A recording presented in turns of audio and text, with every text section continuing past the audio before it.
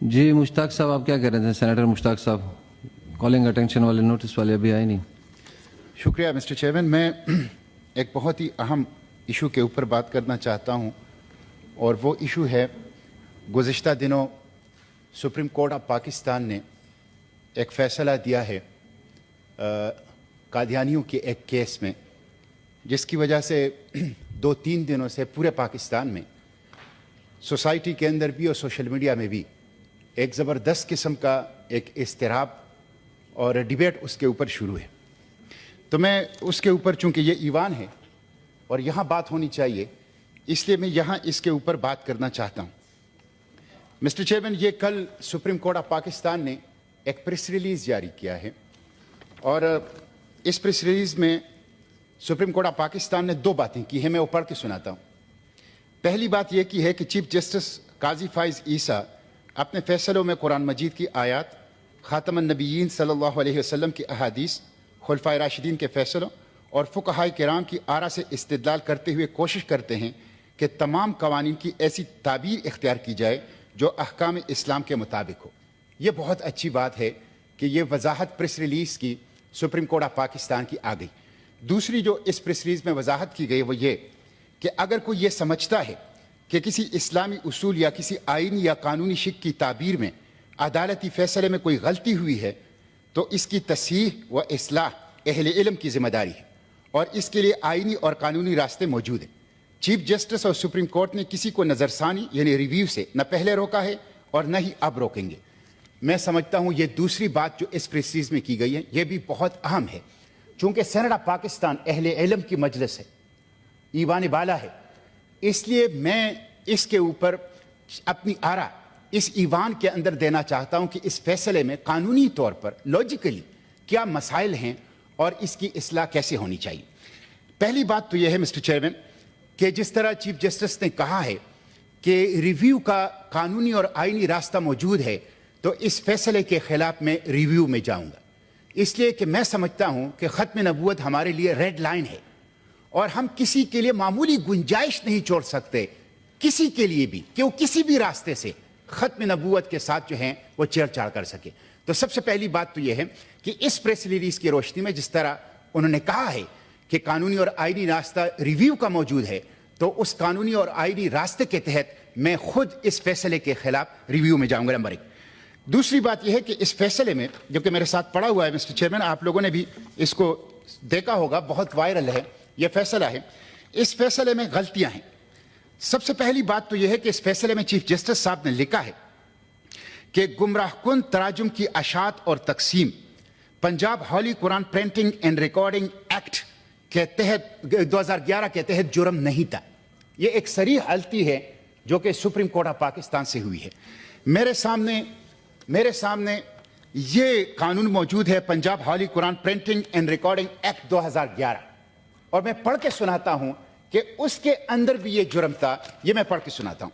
اس کی سیکشن 9 جس کے تحت جس کے تحت اس فیصلے میں ذکر کیا گیا ہے، penalty: a printer, publisher or a proprietor of a recording company who contravenes any provision of this act or the rules made thereunder, or a person in whose voice a record is prepared, or a person who has certified under subsection 3 of section 5 a specimen copy or record of the Holy Quran which is not in conformity with the provision of this act shall be liable to imprisonment for a term which may extend to 3 years or with fine of not less than 20,000 rupees or with both. تو یہ 2011 کا supreme court نے جو لکھا ہے کہ 2011 میں یہ جرم نہیں تھا، یہ جرم تھا. یہ امینڈمنٹ سے پہلے جرم تھا. امینڈمنٹ کے بعد اس میں فائن کے اندر اضافہ ہوا ہے، قید کے اندر اضافہ ہوا ہے، اور اس میں الیکٹرانک ڈیوائس کو بھی شامل کر دیا گیا ہے. تو سب سے پہلی غلطی تو یہ سپریم کورٹ آف پاکستان کو اس غلطی کی اصلاح کرنی چاہیے، اور یہ جرم تھا، یہ امینڈمنٹ سے پہلے بھی جرم. تو دوسری بات یہ. تیسری بات یہ مسٹر چیئرمین کہ عدالت نے کہا ہے اپنے فیصلے میں کہ 298C کے تحت بھی اس فرد نے کوئی جرم نہیں کیا ہے جو مبارک ثانی نام تھا. یہ بھی غلط ہے. وہ تبلیغ کر رہا تھا اور تبلیغ جو ہیں مسلمانوں میں تحریف شدہ جو تراجم تھا اس کی تقسیم کر رہا تھا. اس لیے یہ جرم ہے 298C کے تحت اور اس کی بھی اصلاح کی ضرورت ہے. عدالت کو چاہیے کہ اپنے اس فیصلے کی اصلاح کریں کہ 298C کے تحت اگر ان کو کوئی تحریف شدہ ترجمے کی وہ مسلمانوں کے اندر تبلیغ کر رہے ہیں تو اس کی ان کو اجازت نہیں ہے. تو یہ تیسری بات. چوتھی بات میں یہ کروں گا مسٹر چیئرمین کہ اس فیصلے میں قرآنی آیات دیے گئے ہیں اور ان قرآنی آیات سے وہ اس کا موقع اور محل درست نہیں ہے. مثلا اس میں سورہ بقرہ کی ایک آیت دی گئی ہے لا اکراہ فی الدین اور اس سے یہ تاثر دیا گیا ہے کہ جیسے قادیانیوں کے اوپر کوئی جبر کیا جا رہا ہے. حالانکہ یہاں اس صورتحال یہ ہے کہ خود قادیانی مسلمانوں کے اوپر جبر کر رہے ہیں. وہ ایک گمراہ کن تفسیر قرآن کی تفسیر کے نام سے شائع کرتے ہیں اور پھر اسے مسلمانوں کے اندر تقسیم کر رہے ہیں. تو یہ اس آیت کا موقع اور محل درست نہیں تھا. دوسرا اس میں یہ آیت استعمال کی گئی ہے سورہ ہجر کی نحن نزلنا الذکر وان لہ لحافظون کہ ہم نے اس قرآن کو نازل کیا ہے اور ہم ہی اس کی حفاظت کریں گے. گویا اگر قرآن کے اندر کوئی تحریف کرے اور تحریف کاری کرے اور اس کو تبدیل کرے اس کے ترجمے کو اس کی تفسیر کو اور گمراہ کن تفسیر لے آئیں تو اس کو روکنے کا ذمہ اللہ نے لیا ہے. یہ بھی درست نہیں ہے. اس کا ترجمہ اور اس کا محل اور اس کی تفسیر اور اس کی پس منظر اللہ تعالیٰ نے قرآن پاک کی حفاظت کے جو مختلف ذرائع ہیں اس میں سے ایک ذریعہ امتی مسلمہ ہے. یہ تو بنی اسرائیل والی بات ہوئی کہ انہوں نے حضرت موسیٰ علیہ السلام سے کہا کہ آپ جائیں اور آپ کا خدا جائیں اور لڑیں ہم تو یہاں بیٹھے ہوں گے. تو اللہ تعالیٰ نے یہ نہیں ہے کہ اللہ تعالیٰ اور قرآن وہ جانے اور ہم یہاں نہیں, ہم امت مسلمہ اس کی حفاظت کریں گے. امت اس کی حفاظت کریں گے اور اللہ تعالیٰ کی اس کی حفاظت کے اسباب میں سے ایک سبب امت مسلمہ ہے. یہ امت کی ذمہ داری ہے کہ اللہ کی کتاب کی حفاظت کریں, اس کو محفوظ کریں, اس کو پھیلائیں, اس کو نافذ کریں, اس کو بالا کریں. یہ امت کی بنیادی ڈیوٹیوں میں. تو یہ موقع و محل جو ہے وہ نہیں. میں سمیٹ رہا ہوں مسٹر چیئرمین. پانچویں بات یہ ہے مسٹر چیئرمین کہ فیصلہ اس فیصلے میں دستور پاکستان میں 2 منٹ میں سمجھ یہ چونکہ معاملہ اہم ہے اس لیے میں وضاحت اس لیے کرنا چاہتا ہوں. پانچویں بات میں یہ کروں گا کہ فیصلے میں دستور پاکستان کی آرٹیکل 20 اور 22 اقلیتوں کے حقوق کے ضمن میں حوالہ دیا گیا ہے. یہ بات ٹھیک ہے کہ آرٹیکل 20 اور 22 میں اقلیتوں کے حقوق کی بات کی گئی ہے اور ضمانت دی گئی اور سب دے رہے ہیں, لیکن یہ subject to law and public order ہے. یہ قانون اور امن عامہ کے تابع ہے اور قادیانیوں کے ضمن میں قانون جو ہیں وہ امتناعی قادیانیت کا قانون ہے. امتناعی قادیانیت کا قانون کیا ہے؟ امتناعی قادیانیت کا قانون یہ ہے کہ 298B اور 298C کے تحت قادیانی اپنے آپ کو مسلمان نہیں کہہ سکتے, اپنی عبادت گاہ کو مسجد نہیں کہہ سکتے, اذان نہیں دے سکتے, اپنے مذہب کو اسلام نہیں کہہ سکتے, مسلمانوں میں اپنی مذہب کی تبلیغ نہیں کر سکتے. یہ لا ہے جو قادیانیوں کے ضمن میں آرٹیکل 20 اور آرٹیکل 22 جو کانسٹیٹیوشن کے اس میں, اور سپریم کورٹ کی جو ظہیر الدین کیس ہے 5 رکنی بینچ, اس نے کہا ہے کہ امتناعی قادیانیت کا جو قانون ہے وہ بنیادی حقوق سے متصادم نہیں ہے. انہوں نے بھی اس کو انڈورس کر دیا ہے.